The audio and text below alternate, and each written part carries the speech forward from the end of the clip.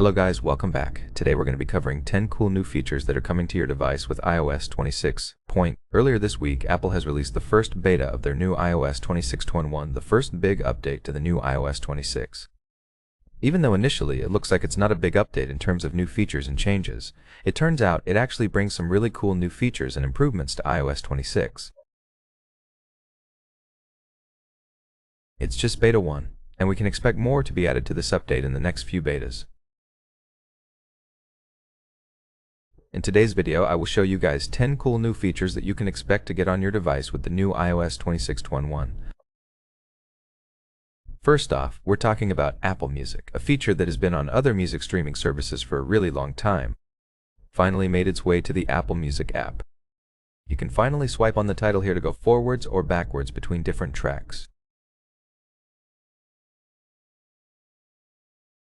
This feature has been requested for a really long time, and it's actually super useful. It's much easier than pointing your finger to the button right there. You simply swipe here. It's actually very natural to do that. It's a pretty cool feature to have.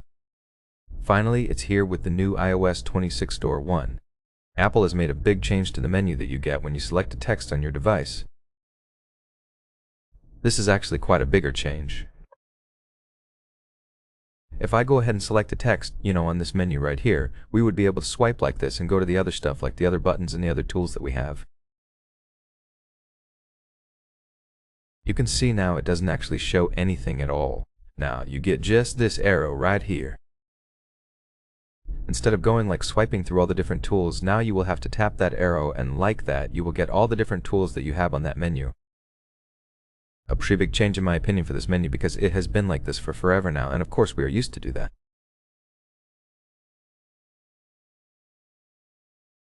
You just select text and you go like this to find anything you want. Now you will actually need to tap there and get this drop-down menu to select your tools.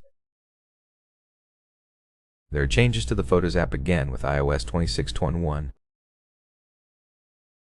First of all, of course, we will see here a change on the liquid glass effects that we get on the buttons here. They're always changing something, especially with the Photos app. You can see these like little menus right here are now more frosted. They have basically just brought down the liquid glass effect. What we get here, which is again in my opinion a really nice change, are the new controls for video. You can see right here the scrubber and of course the play pause button, the mute right there. It's actually a new like player for your videos on the Photos app, and it's much better than previous one. This is actually a really nice change. Moving on to the lock screen here. Here we have the tool that we use to customize the look of the clock on the lock screen. Finally, it does have the liquid glass design. It used to have basically the old design without the liquid glass effect. Now you can see here when we switch between glass and also the solid ones, it has like that liquid glass effect. Even though in my opinion it's actually quite hard to notice that what is written probably will change. Apple will change something there. That effect will be adjusted most likely. The new design is finally here on the clock tool as well. Talking about liquid glass, the app library finally got the liquid glass effect. On your icons, you have this reflection that shows around the icons. Actually, that shows here around the folders on the app library, and it looks really nice, especially if you're also using the liquid glass icons. It looks much better. That reflection that you get right here on the icons and the toggles on the control center is now on the app library as well.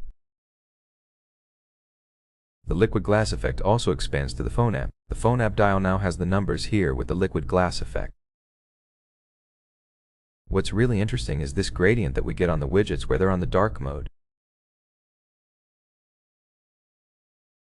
Like you, it's probably hard to notice here from the camera, but if you have 26.1 on your device, you will notice that all the widgets that are dark on the dark mode will actually have that like gradient effect right there at the top, just like giving it a reflection look, which in my opinion actually looks quite good.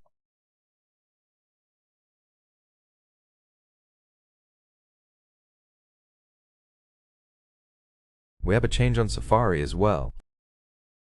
If you use this layout for Safari, you will see that basically the tools that we have right here at the bottom are now resized.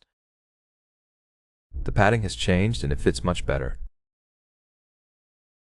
The screen, it's much better in my opinion. Compare this to iOS 26 and it looks much better. It's actually a bit wider, making it very easy for you to have access to anything you need right here on the bottom bar.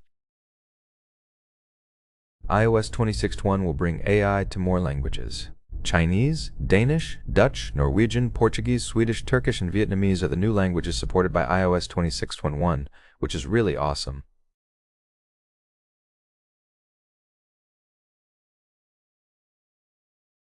Not just that, it will also expand live translation for AirPods to more languages. Chinese, Japanese, Korean, and Italian will actually now be supported for live translation with the new iOS 26.1. These are some cool new features that are coming to your device with the new iOS 21. As you probably know, this is still on Beta 1. It's very early and we will get a few more betas until we get a final public release of this update. Currently, as I said, we're on Beta 1. I would expect actually Apple to release another beta, maybe in a couple of weeks for these first couple of betas. I would expect them to go on a 2-week schedule. This week most likely we'll get a minor update to iOS 26 like 26.21, and then the upcoming week, which will be the first week of October most likely. On the 6th we will get the second beta of iOS 26.21, of course followed with a few more betas. I would believe we will get this released, most likely the last week of October or maybe the first week of November.